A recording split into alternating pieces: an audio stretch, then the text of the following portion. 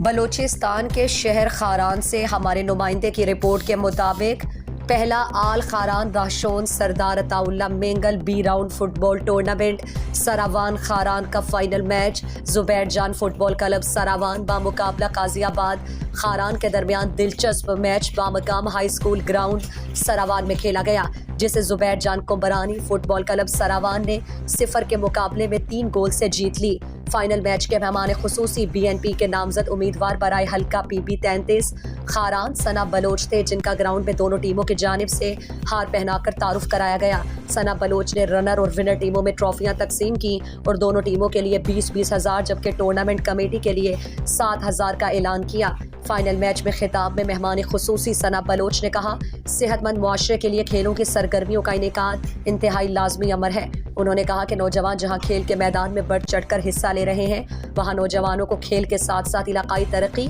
اور نمائندوں کے انتخاب میں بھی فعال کردار ادا کرنے کی ضرورت ہے، کیونکہ نوجوان تبدیلی کے ضامن ہوتے ہیں۔ انہوں نے کہا کہ سابق وزیر اعلیٰ جام کمال کی جانب سے 3.5 سال تک اپوزیشن کو زیر طاق رکھا گیا، جس کے باعث بلوچستان میں کھیل سمیت کئی ادارے پروان چڑھنے کی بجائے مفلوج ہو کر رہ گئے۔ انہوں نے کہا کہ خاران میں بہتر صلاحیتیں موجود ہیں جو ہر میدان میں محنت دکھا کر خاران اور بلوچستان کا نام روشن کر سکتے ہیں۔ آخر میں ٹورنامنٹ کے منتظمین کمبر چاکر اور نصیب اللہ قمرانی نے مہمانوں کا شکریہ ادا کیا۔